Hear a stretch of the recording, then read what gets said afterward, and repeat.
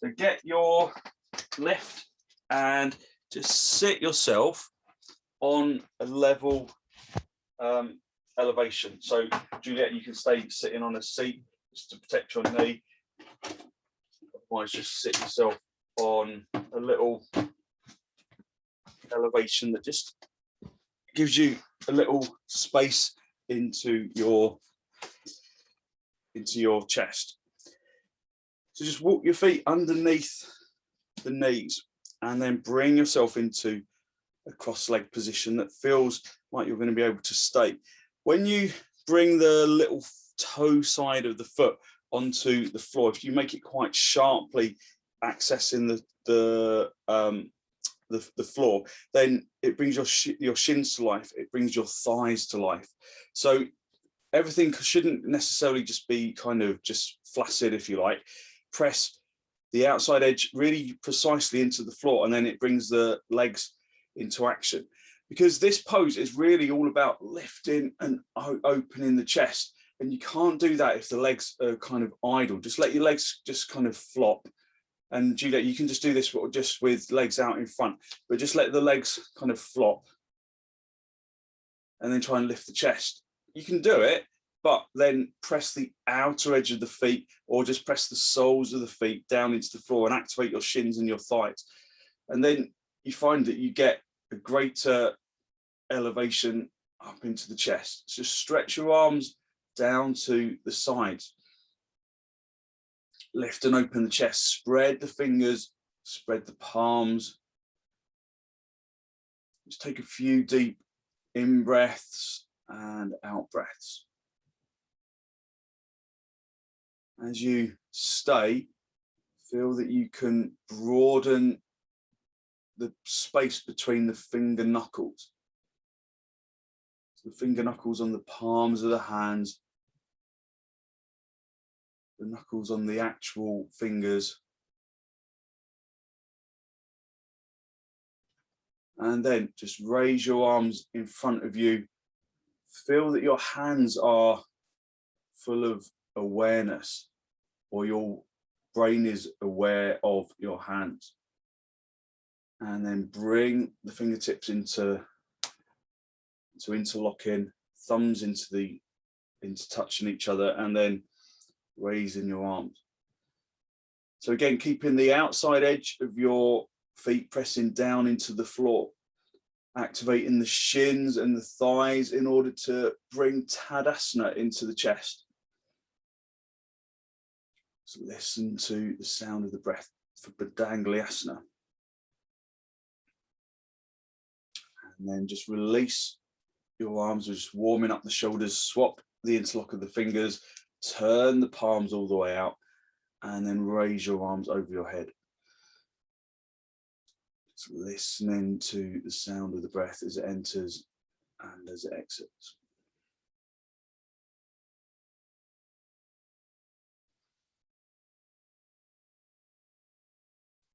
Drawing in your breath into the lungs, into the side ribs, into the front chest, into the back chest.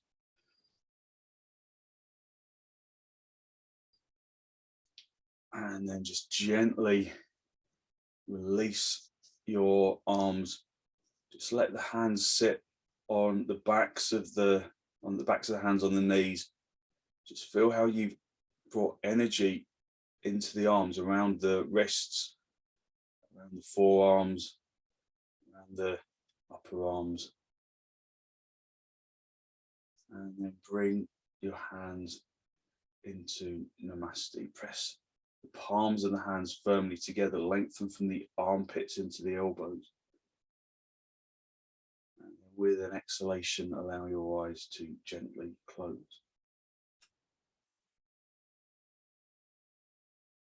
Listening to the sound of the breath as it enters and as it exits.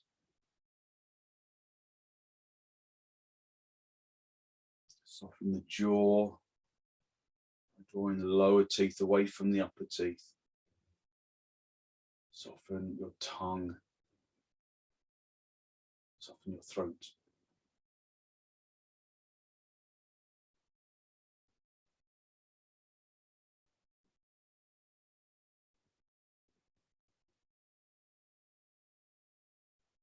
Listen to the sound of the breath as it enters and as it exits.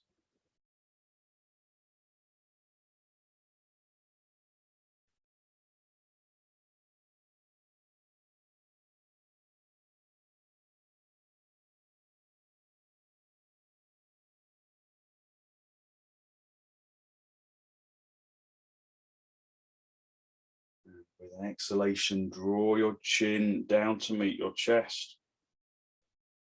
Just spend a moment to seek to generate a genuine, heartfelt sense of gratitude, something or someone.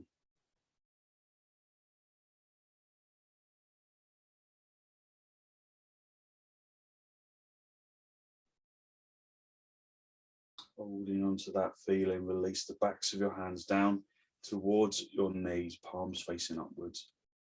And then as you raise your head, just allow your eyes to softly open.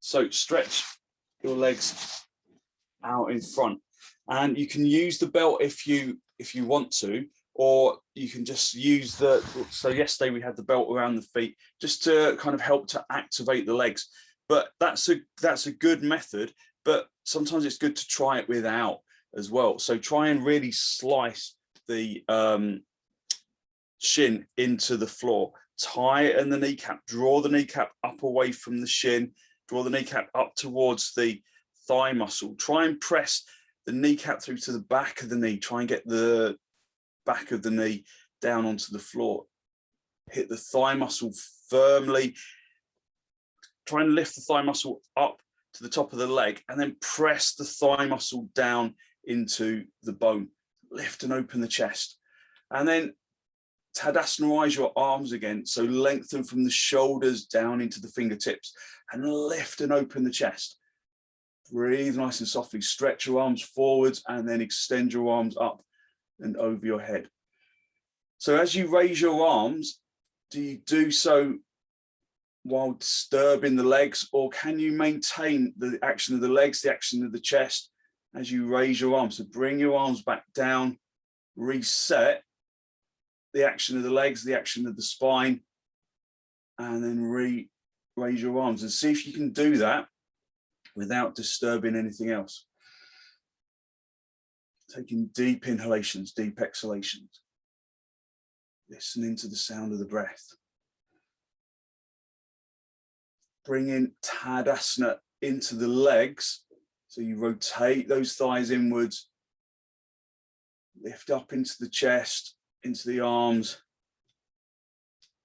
and then just gently release, and then come up off your lift, come onto all fours, and then go up into dog down. So have your hands as wide apart as your mat, step back, turn your toes under, and then come up into dog down. Now, can you activate your legs in the same way as you were doing in Dandasana? So pressing your shins against, if you imagine that your legs are against the floor still, so if you press your shins into the floor, so pressing the fronts of the shins through to the backs of the calves, rotating the shins inwards, tightening the kneecaps, lifting the kneecaps away from the shins, and then lifting the thigh muscle up all the way to the top of the leg, turning that thigh muscle in, or the front of the thigh muscle inwards, and then hitting the fronts of the thighs through to the backs of the thighs. So the legs really straighten, they really activate. And then can you bring that Tadasana action into the chest, into the spine, into the chest? So Tadasana action is a lifting of the skin of the front chest and a descending of the skin of the back chest. Maintain the depth of your breath as you stay in the pose.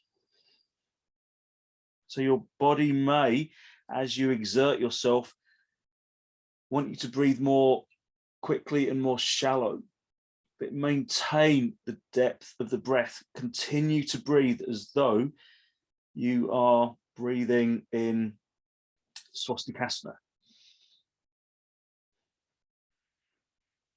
Keep your legs straight, keep your arms straight, swing your hips forwards, come into dog, up. Keep the legs working as though they were against the floor in Dandasana.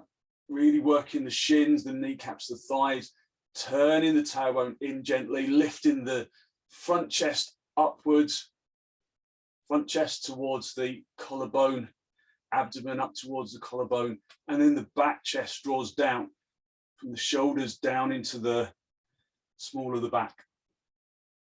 And then come back up into dog down. Refreshing the action of the legs. Just breathe in nice and softly, in through the nose, out through the nose.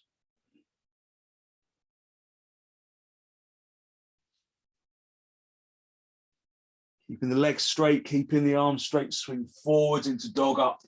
Keeping the legs away from the floor by really working them as though you are hitting them away from the floor, hitting them into an imaginary floor behind the legs. Lift the front chest, draw the back chest down. And then come back up into Adho Mukha Svanasana. Breathe in nice and softly, in through the nose and out through the nose. And then come down onto your knees and then sit back on your heels. So Juliet, just go down into Supta Padangusthasana. So we're going to do rajakopotasana, which Juliet won't be good for your knee. So go into Supta Padangusthasana. So it's a gentle, so rajakopotasana, the pigeon, is a gentle, it's not that gentle actually, is it? It's a little back bending pose that kind of really helps you to stretch upwards. So this Tadasana chest is a lift of the chest from the abdomen up to the collarbone, and then the feeling of descending of the skin of the back chest. So the front chest lifts and the back chest draws downwards. So that's what in back bending poses it's good to kind of try and really bring into action. So have your hands underneath your shoulders, your knees underneath your hips, just lift and open the chest. Just stay in neutral position to start off with. Just listen to the sound of the breath as it enters, as it exits. So Juliet, if you get fed up with Supta Padangusthasana, go back up into dog down. So bring your right knee in rajakopotasana to the right wrist, and then bring the foot out to the side. So that heel is kind of pointing up towards the left hip, and then walk your left leg towards the wall behind you. Come up onto fingertips, lift and open the chest. So lengthen into that straight leg. Tadasana it by turning the thigh of that back leg inwards a little, so that you feel that the back leg brought to the back of the thigh broadens outwards. Lift up into the chest. Feel that you can elevate the front chest, and you can get that feeling of descent in the back chest. Breathe in nice and softly, in through the nose and out through the nose, lifting and opening the chest. Bring the heels of your hands down onto the floor, and then turn the toes under the back foot, and then just walk yourself back to all fours. Just have a little wriggle about. So Juliet, you can alternate between Supta Padangusthasana and dog down, or you can go between dog down and dog up if you prefer. Bring your left knee with rajakopotasana to the left wrist. Bring that foot out to the side so it's underneath the hip, and then stretch that leg back. Come up onto the fingertips.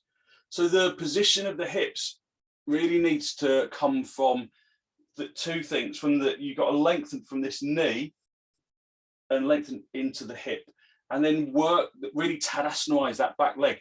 You've got to turn the front of the thigh from the little toe side to the big toe side, so that the back of the thigh feels like it broadens outwards. Lift the front chest and make the back chest descend. Breathe in nice and softly in through the nose and out through the nose. Just listening to the sound of the breath as it enters and as it exits. Then bring the palms of the hands down, turn the toes under the back foot, just walk forwards a little bit, and then I want you to go up into dog down from here. So turn your toes under and then just step back and come up into dog down. Keeping the breath really soft. Listening to the sounds of the breath as it enters and as it exits.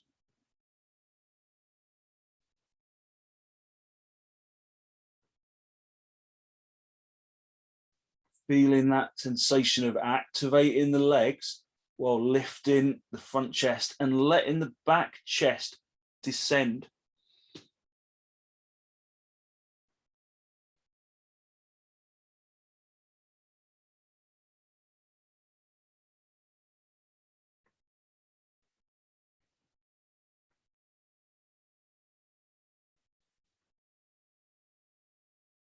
Just keeping the breath deep and soft.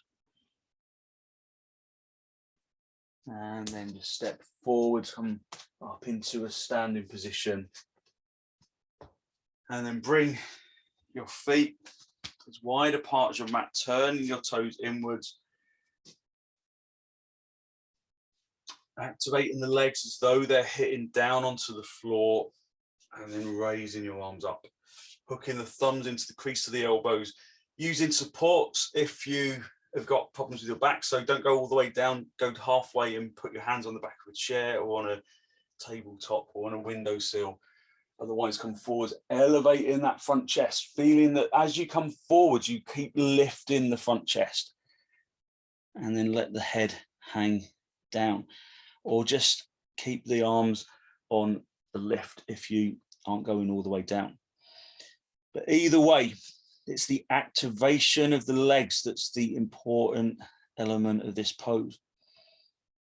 So lift. So press the shins into, if your legs were against the wall, press your shins against the wall. So you press the fronts of the shins through to the backs of the shins, through to the back of the calf. Press the kneecap through to the back of the knee. Press the fronts of the thighs upwards towards the crease of the groin. Turn the thighs inwards, giving you space in your hips. And then press the fronts of the thighs through to the backs of the thighs. Breathe nice and softly in through the nose, out through the nose, keeping the jaw soft, keeping the tongue soft. So listening to the sounds of the breath.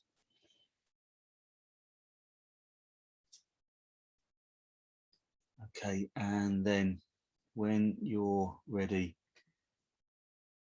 just release your hands down to the floor, and then bring your hands into your hips, and then come up into a standing position. And then come up into Tadasana. So just activating your legs, pressing the shins back, pressing the kneecaps back, pressing the thighs back, rotating the thighs inwards, feeling that there's this upward elevation of the front chest and then a downward elevation of the back chest. So it's like a waterfall is flowing down the back. Lift and open the chest. So yesterday we did uttitha, hasta, padangusthasana, and we did it in the middle of the room. But the main problem with that pose is the hips. So when we kind of do this in the middle of the room, then it's actually really hard to keep the hips level. One, the lifted hip comes really, really high. So we're going to do that pose again, but we're going to do it with a belt, and we're going to do it by lifting the leg up onto a lift. So a chair will be fine. You don't have to lift your leg really, really high, because it's all about kind of learning the basic kind of elements. So I could bring my leg all the way up there, but actually that's all right for me. But it's, you know, it's the action that we're looking for in the hip. So just the seat of a chair, if you've got one, and maybe just put a couple of lifts on top of that. You've got them, and then you've got to be your leg distance away from. Oh, now I'm kind of, let me just move that away a bit because I can't stand up straight. So legs distance away from the wall. So you can just try it, just bring the heel onto that. That's a bit wobbly, that, but put the heel onto the lift. So it's just the edge of your heel. And then, so it's not the back of your leg, it's just the very tip of your heel. And then you get your belt and you throw the belt around the foot. Now, when the leg isn't as high as it was, then your hips probably feel much more level kind of naturally. So I want you to just, first of all, just activate that standing leg.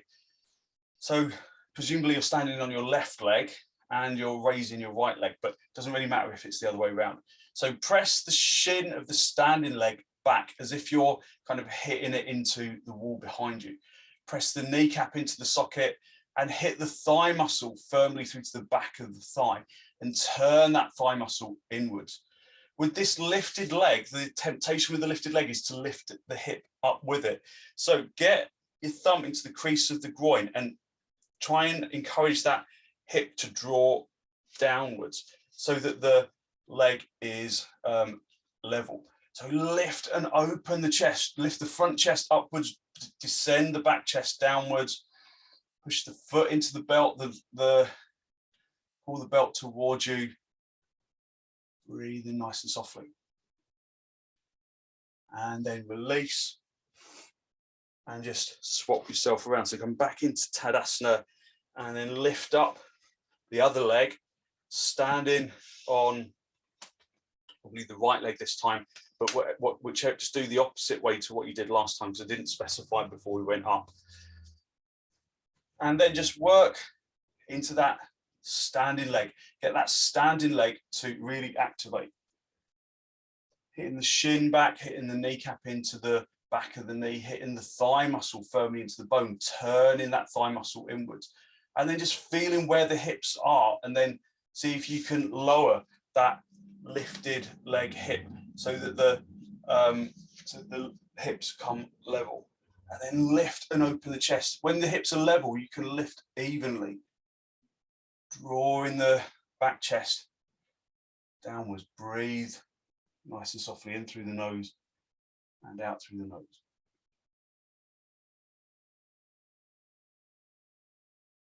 And then just gently release. So that levelness of the hips is really, really important. So when we do this in the middle of the room, if you just go immediately for your big toe, sometimes the proportions of the body just make, if you can see here, my hips aren't level now because my this lifted leg hip is much higher up than that standing leg hip. But so I can just get that action of kind of rotation so that that hip comes downwards, so the hips do come level. But nonetheless, it's really difficult when you've got your, if you're holding onto your toe, like the kind of full pose. So if you can, get your belt into a small loop. So put your belt into a little mini loop. So even if you can do this reasonably well with just holding onto the toe, it's worth doing it, just giving yourself, it's just basically elongating your arm a little bit and then threading the belt around your foot. And then you've effectively got a better, you kind of giving yourself a bit more arm length. So you're going to have the foot, you're going to stand on your left leg and then lift up the right leg to start off with. So spread the toes of the left leg and then lift up the foot and then just see, can you stretch that leg away? Lengthen the left hand into the floor. And then see, can you adjust so the hip, so this outer hip needs to draw downwards. This outer hip needs to draw down. So breathe nice and softly. Feel that you can bring, feel that you can bring those hips into levelness. Lift the chest upwards, descend the back chest. So really maintain the standing leg. Also giving yourself a bit more space with the belt means that you can straighten the standing leg better. Turn that thigh inwards, lift and open the chest.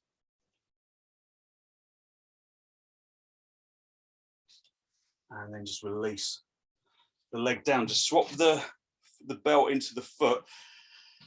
So hopefully when you use the belt, it just gives you a little bit more space because it becomes really difficult to activate that standing leg, doesn't it? When you kind of go for the full pose. So it just gives you a little more stability. Spread the right toes and then lift up the left leg. Again, adjust the level of the hip. So you rotate the outer hip down towards the floor of that lifted leg. Activate Tadasana in that standing leg. Lift the front chest. Breathe, extend into the lifted leg from the hip into the heel. Descend in the back chest. Breathe in nice and softly. So again, giving yourself a little extra length. This helps you to better maintain the straightness of the standing leg. Okay, and then just gently release. And then swap the foot around and we'll do parsva, uttitha, hasta, padangusthasana. So Juliet, you're doing supta, hasta, padangusthasana, aren't you? So that's good. So you can do supta, padangusthasana 2 by bringing the leg out to the side, which is the equivalent that we're going to do in standing. So spread the toes of the left foot, hook the belt around the right foot, and then just get hold of the belt and then lengthen the leg outwards. Again, see if you can really level out the hips, activating that standing leg. And then we bring the leg out to the side. Again, trying to maintain the levelness of your hips, stretch out into the left hand. Keeping the breath deep and soft. Giving yourself that extra space with the belt just gives you a better ability to straighten the standing leg, to Tadasanaize that standing leg. And then just gently release. And then swap the belt around again into your left foot. And then just bring that leg. So make sure that the standing leg, the right leg is in Tadasana, and then bring that leg out to the side. But as you bring it out to the side, again, you've got to kind of Tadasana, you've got to trikonasanaise the leg. You've got to turn the inner thigh from the big toe side to the little toe side to really open up the hips, because this is very similar to trikonasana, isn't it? So work that standing leg in the lifted leg in trikonasana. Lift the chest, descend the back chest. Breathe nice and softly. Okay, and then just gently release the leg, and then just come back up into Tadasana. Now, if you notice, it's a point that I only brought out on that second side, but when you bring that leg out to the side, it wants to do that, doesn't it? It wants to kind of turn inwards, and that makes you stick the hip out. So you've got to really rotate the leg. Like when we're in trikonasana, when we turn, because this is really similar shape, isn't it, to trikonasana? This leg stays firm and this leg rotates all the way out so that the buttock bone can hip forwards and so that you can lift up into the chest. So let's just do supta parsva one more time and try and bring. So we'll lift the right leg first. So you're standing on your left leg. So bring the leg into uttitha, hasta, padangusthasana to start off with, working to straighten that leg. Now in this stage, you have to Tadasanaize the leg. You have to turn the front thigh inwards, lift and open the chest and draw the back chest down. But then as you bring that leg out to the side and stretch that arm outwards, you've got to turn the thigh from the inside, from the big toe side to the little toe side, so that the buttock bone will hit forwards. Breathe in nice and softly, lifting the chest, descending the back chest. Stand, straightening that standing leg really firmly. Okay, release. And then, so if you've got something to hold on to, so I'm just kind of, I've got a post here, it just helps you to balance. So just do the other side, inner edge of the feet together, lift and open the chest, and then bring that lifted leg, that left leg, into uttitha, hasta, padangusthasana, lifting and opening the chest, and bring it out to the side, and then just rotate the thigh from the big toe side to the little toe side. Breathe in nice and softly, in through the nose, out through the nose.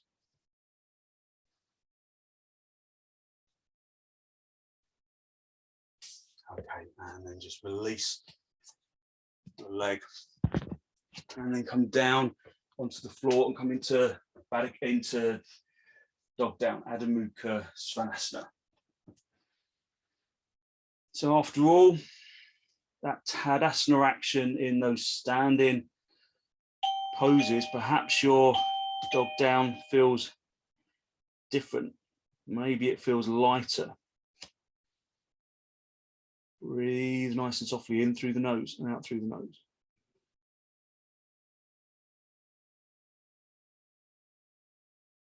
Just listening to the sounds of the breath.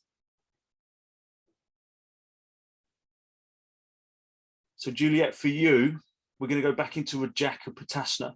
For you, that's a two knee bendy, isn't it?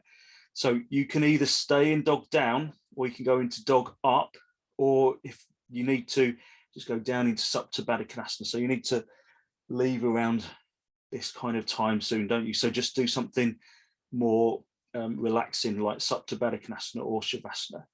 Otherwise, we're going to keep the left leg straight. We're going to bend the right knee towards the right wrist, bring the foot out to the side, so the heel is underneath the hip, and then lift the chest upwards, just ascending the front chest, descending the back chest. Breathing deeply in through the nose and out through the nose. Just again, feeling that the hips are level. Tadasana-izing that back leg, lifting and opening the chest. Bring the palms of the hands down. Turn your toes under with that back foot. Just walk in a little bit and then step back into dog down. Breathe in nice and softly, just making sure that you're in line. Just listen to the sound of the breath. Just reactivating the legs, reactivating the spine, the arms. And then this time, leave the right leg behind. Keep that right leg straight if you can. Bend the front knee towards the left knee towards the left wrist. Bring the foot out to the side, and then stretch back into rajakopotasana. Breathe in nice and softly in through the nose and out through the nose, lifting and opening the chest.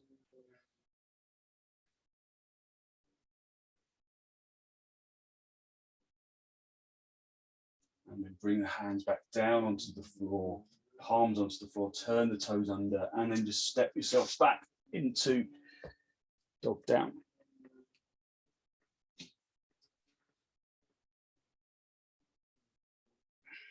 So your dog down at this stage is probably narrower, as in the feet are closer together, they're about hip width apart, the arms are closer together, more like shoulder width apart. Just breathe nice and softly in through the nose and out through the nose. And then just come down onto your knees, with your big toes together, your knees apart, and then stretch forwards into Adho Mukha Virasana. So Juliet, you can always do just Dandasana, sitting in the first stage of Dandasana. You don't come forwards in Dandasana, do you? So just You can stay in that front stage, or you could go onto your chair and just Tadasana-rise the upper body, activating the legs into the floor. Breathe in nice and softly, in through the nose and out through the nose.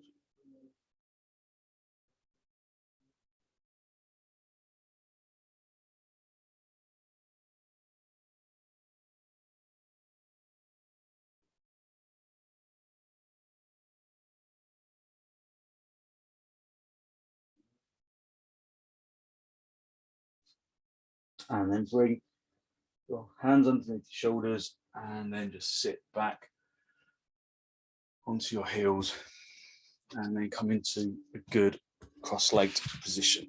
So just bring yourself into cross legs. I think one of my neighbours recently bought a chainsaw, and any excuse they can get to get it out, they do. I hope so. I hope it's not, you can't hear it loudly, because it's quite noisy. So just sit yourself in a good cross-leg position. So we've done a lot of kind of energizing back bending poses. And so now is a good opportunity to just sit, and we're going to turn. But we can just turn kind of to the sides first of all. So bring your blocks to the sides of your body, just lift up into the chest, and then you're going to reach around the underside of your knee, bring the elbow down onto the block, and then it's that padangusthasana stretch, isn't it? So try and keep as you stretch up with the left arm, try and maintain this downward action into the left buttock bone, so that you don't just like kind of put all of your weight onto the right side. Try and lengthen down into the left side. Look underneath the armpit. Breathe in nice and softly, turn in the chest to face the ceiling.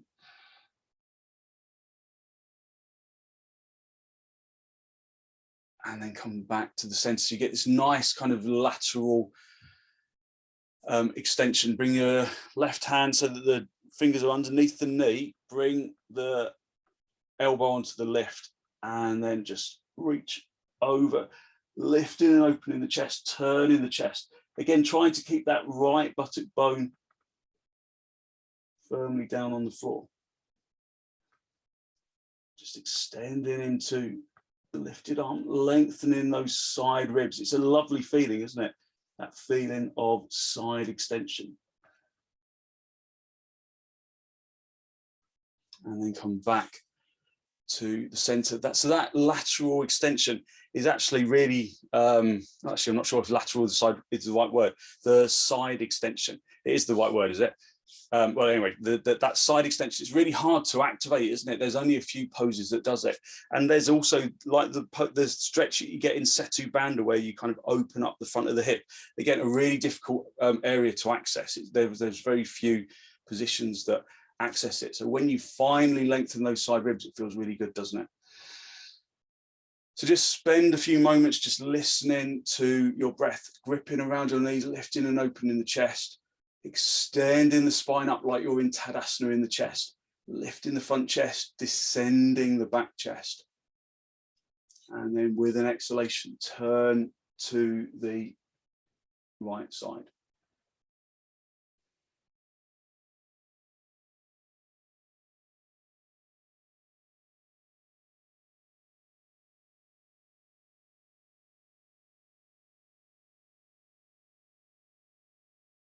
Using the out breath to intensify the turn, turning the abdomen to the belly button points of that right knee and beyond. Turn the abdomen, the ribs, turn the shoulders, keeping the neck just blissfully soft. Come back to the center, grip around your knees, lift. And open the chest, take a good, strong, deep inhalation. And then just turning from the abdomen, ribs, the shoulders, just keeping the neck elevating up towards the ceiling. Don't turn the neck. Just keep the neck looking forwards. Using the out breath to intensify, turn to the side. Taking the back hand into the floor, lifting the chest. Turning the spine.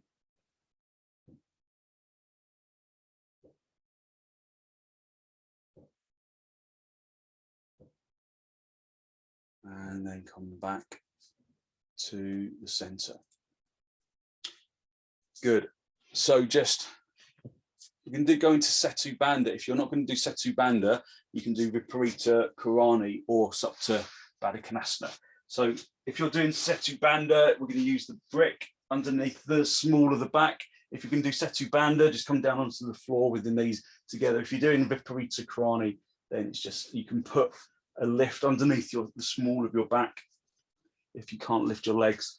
Otherwise, just pull the feet close to the seat bones and then lift the seat bones up. But you get stuck, don't you? As soon as you kind of lift to a certain degree, you get stuck. So bring your arms out to the sides and then rotate the triceps around towards the biceps so that you come right up onto the tops of the shoulders. And then place the block in the sacrum, the kind of middle of the sacrum tailbone region, and then grip the sides of the mat. So you can either stay with your legs just bent like this, or you can extend your legs, so you can extend one at a time so that we access that front hip opening. So that's really difficult to access, I think. There's a variation of Shasana headstand where you get that, a really good lift and opening of that front hip, but there's few poses that really activate that and open that kind of front hip area. So lengthen into the heels, breathe nice and softly in through the nose and out through the nose. Setu Bandha is a supported inversion. Just bring in energy to the body, flexibility to the spine. Just breathe into the pose.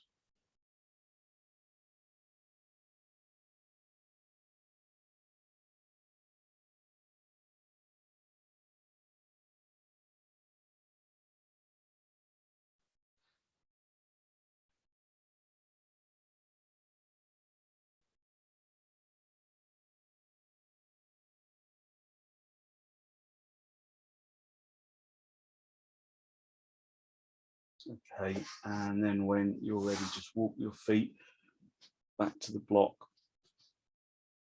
And then just lift yourself up off the block.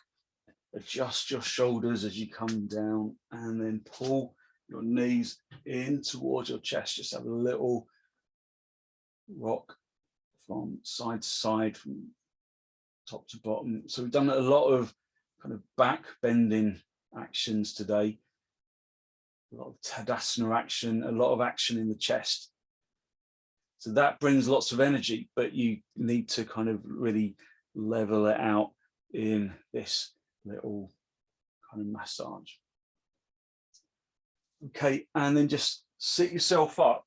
Now, if you're feeling it in your back today, after some of those back bends, what you can do, well, there's a couple of things you can do. So you can either have a bolster underneath your knees for Shavasana, and then that will kind of just soften your spine. So you can have a bolster from underneath your knees.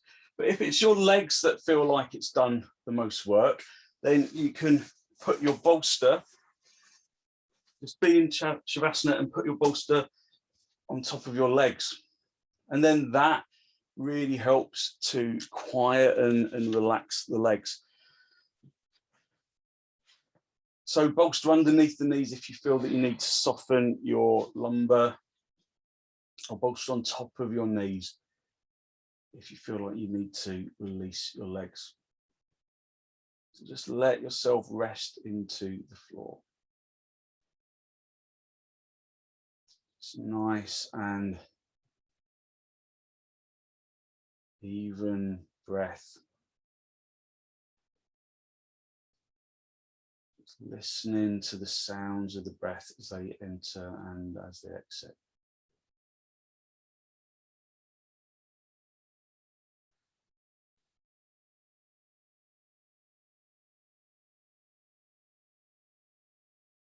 Just allowing yourself to just completely release into the floor. Let the body become heavy into the floor.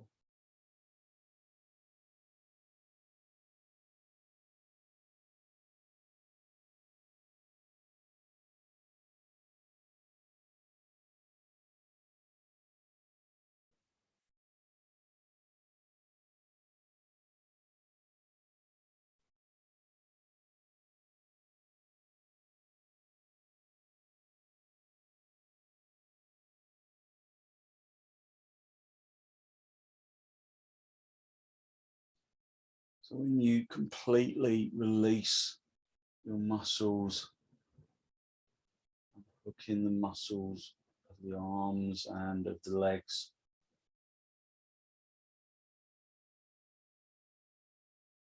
and allow the body to become heavy on the floor.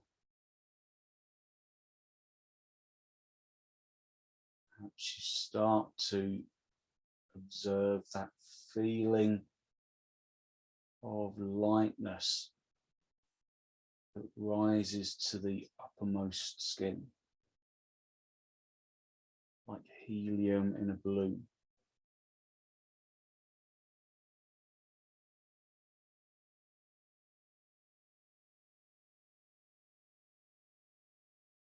So observe that feeling of energy.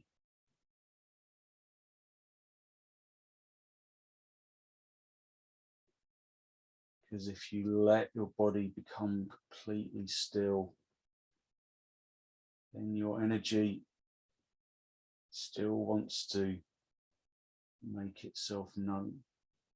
And this is a pleasant feeling, isn't it? That feeling of rising energy. Use your in-breath and your out-breath to distribute that energy evenly around the body, from the tips of the toes to the tips of the fingers to the top of the head.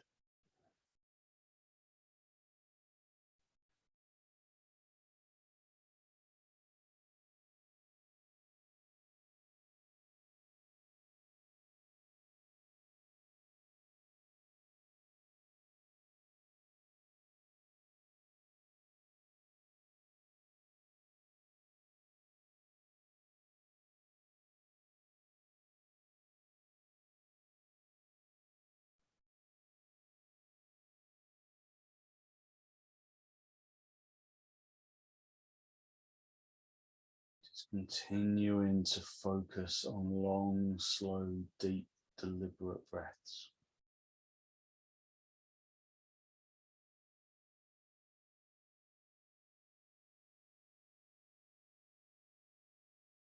And after a little while, that energy begins to make the skin tingle a little.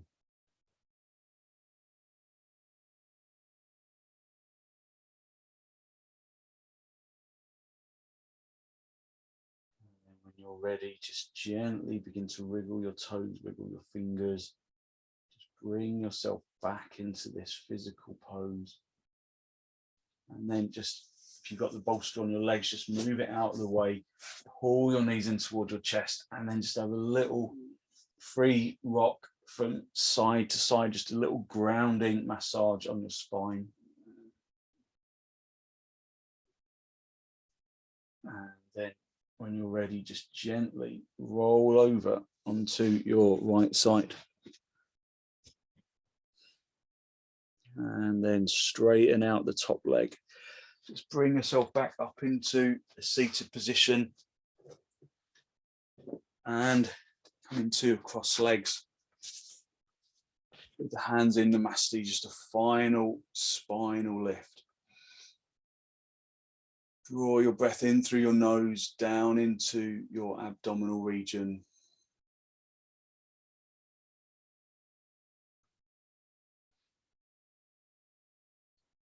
Be conscious of the energy that you have released through your practice this morning. A good, positive, healthy flow of clean energy that the extensions, the forward bends, the twists, the inversions bring to the body and to the mind.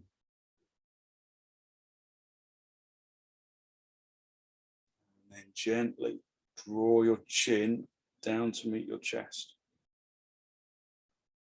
Spend a moment to seek to generate a genuine, heartfelt sense of gratitude. Something or someone. Allowing that feeling of gratitude to accumulate in the heart area. And just spend a moment to acknowledge the positive energy you've created inside. And then send some of that positive energy out into the world.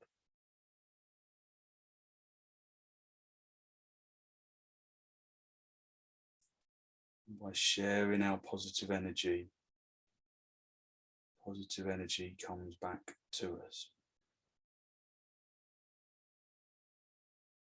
Gently release the backs of your hands down toward your knees, palms facing upwards, and as you raise your head, allow your eyes to softly open and the focus to softly come back.